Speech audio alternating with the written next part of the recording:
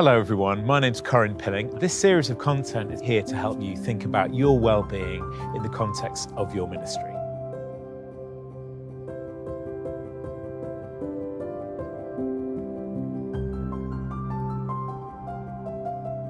Now let's talk about this phenomenon that we could call, spiritual dryness. Now, I wonder how many of us have been raised in a tradition a little bit like mine, where the phrase, if God feels far away, guess who moved, was present.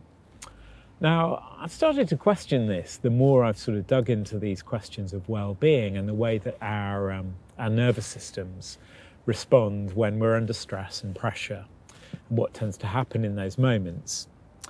And I've been thinking that perhaps as we understand a bit more of what's going on in our nervous systems and how that can affect our emotional responses and our sense of spiritual connection, then that stuff can, I think, really help us at times when we're perhaps feeling a level of distance from God in this way. Something I want to say at this point is it's really important to recognise that phrase is not very helpful. I mean, whether it's one that's familiar to you or not, it's not scriptural. Something that is scriptural that I find much more helpful is like something from Psalm 145 that tells us the Lord is near to all who call on him. That's not conditional, you know? So it's good to remember that if we're in these periods of feeling a bit disconnected. But particularly when it comes to our nervous system, it may be that our nervous system is responding to a situation. You may have heard of something called disassociation, this idea that we maybe numb out in certain situations. This could be to do with what we've experienced historically that we're revisiting, or it could be just to do with what's happening in the moment when we feel overwhelmed, and it's a way of us being protected in those times. And if we're going through extreme periods of stress or difficulty, then sometimes for some of this can be a nervous system response. There are others as well. But I want to throw this into the mix because, again, sometimes we can judge ourselves if we're not feeling connected, as it were, to God, often in times when we might feel that we should be.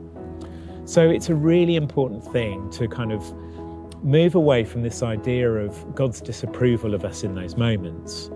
And I think it's really key also to recognise that maybe there's a need for another response rather than just try and think ourselves out of it.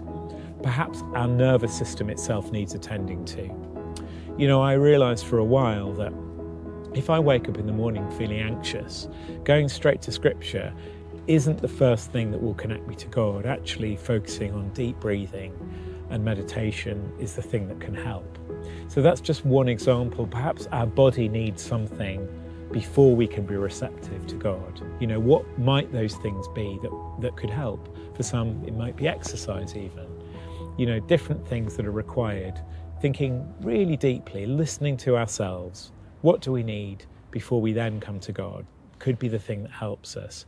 And to let go again of any sense of judgment around where we're at, and to recognise, you know, all the time, God is calling us with his abundant love. He's there for us, he's with us, whether we feel it or not.